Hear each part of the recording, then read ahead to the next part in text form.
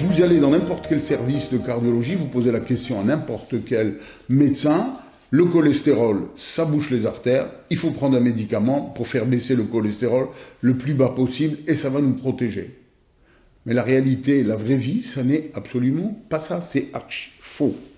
Comme ça ne marche pas très bien avec le cholestérol, on a trouvé quelque chose d'intéressant, on a trouvé le bon et le mauvais cholestérol. On a trouvé, en fait c'est pas du cholestérol, ce sont des lipoprotéines, c'est-à-dire ce qui transporte le cholestérol, on verra ça après.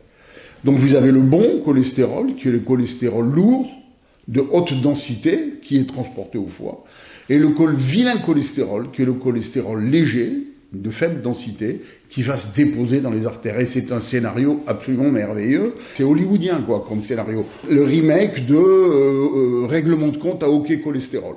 C'est absolument stupéfiant comme on a réussi à faire ça. Alors, je pense que je suis pas le seul à le penser, bien entendu, pour essayer de remettre les choses à leur place, il faut revenir aux fondamentaux. Et les fondamentaux sont les sciences fondamentales.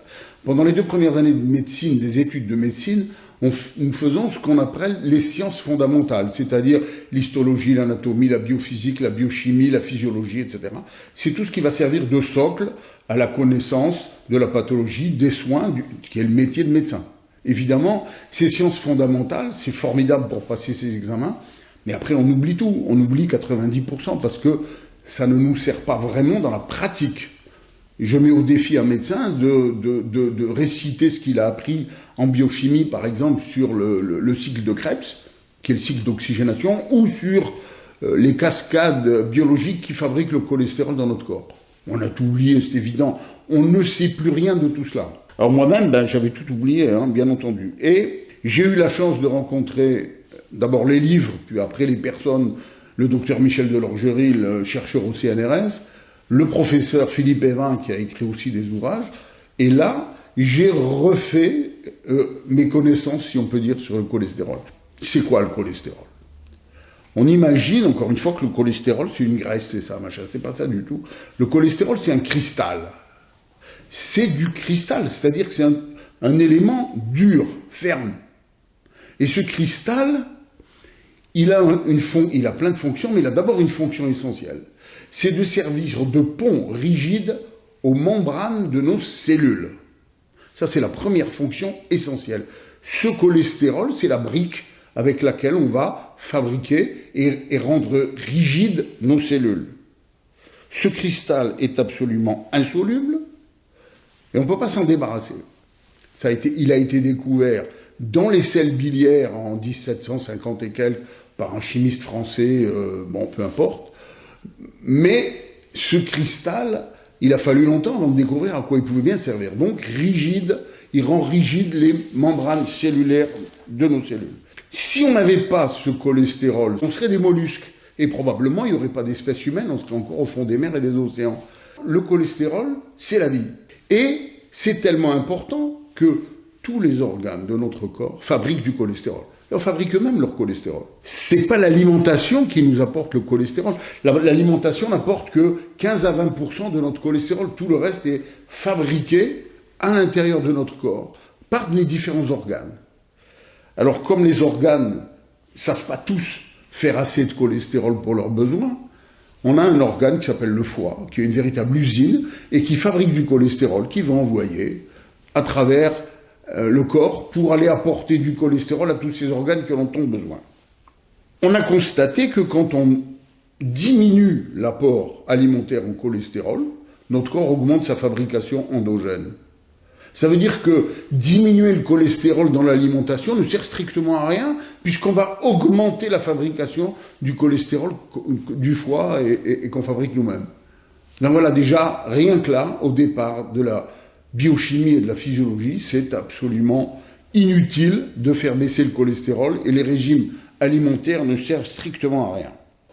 Alors il y a un organe tout à fait particulier, notre cerveau. Notre cerveau a un besoin colossal de cholestérol, pour une raison toute simple. C'est que quand un neurone, c'est-à-dire une cellule nerveuse, envoie des prolongements, ce qui fait sans arrêt, pour se réunir à d'autres neurones, ces prolongements filaires, qu'on appelle des axones, qui sont comme des câbles électriques, ont besoin d'une gaine. Et cette gaine, elle s'appelle la myéline. Et cette myéline, ce sont des acides gras, et en particulier du cholestérol. Donc le cerveau a besoin d'une quantité énorme de cholestérol.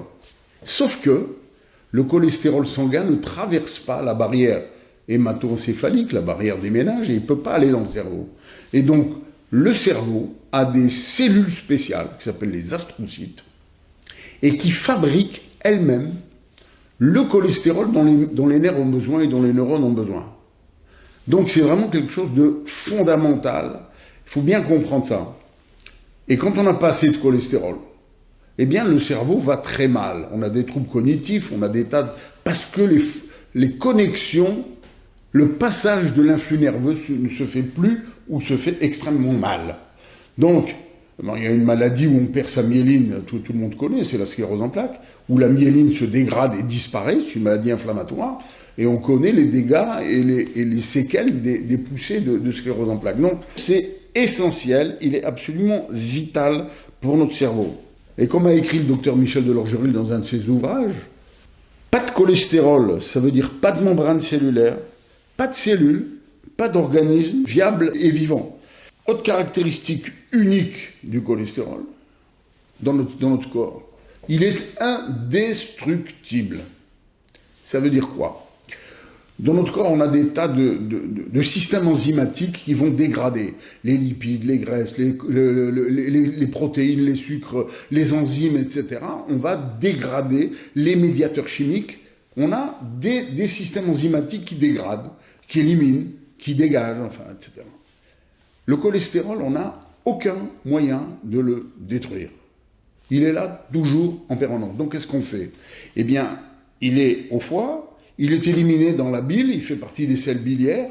Ces selles biliaires sont envoyées dans l'intestin, dans le duodénum, quand on mange, parce que les selles biliaires servent à la digestion des graisses. Et donc le cholestérol participe à la digestion des graisses dans notre intestin.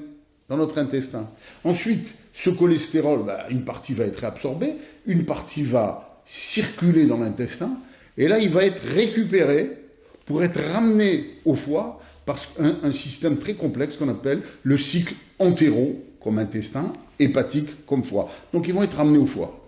Et la quantité de cholestérol qu'on va éliminer dans les selles est extrêmement faible. On récupère.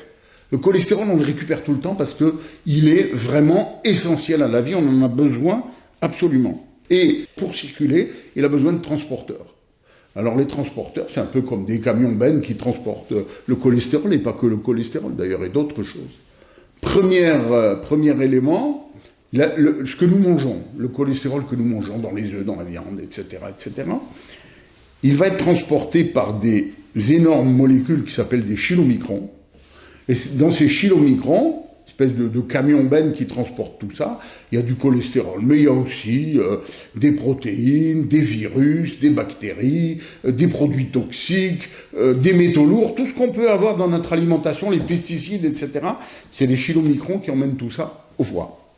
Puis le foie, lui, il nettoie, il dégage, il liquide, etc. Il récupère le cholestérol. Bon. Ça, c'est pour le cholestérol, c'est une simplification bien entendu, le cholestérol exogène, celui qu'on a apporté par l'alimentation. Le cholestérol endogène, lui, celui qu'on fabrique dans nos cellules, dans nos tissus, dans notre foie, dans le sang, il est transporté par des lipoprotéines. Le cholestérol tout seul, ça n'existe pas. Quand on parle de cholestérol, on dit vous avez un taux de cholestérol, machin, c'est le cholestérol qui est transporté par des lipoprotéines. Donc des protéines lipidiques. Et quand on dit on a une hypercholestérolémie, non, c'est une hyperlipoprotéinémie.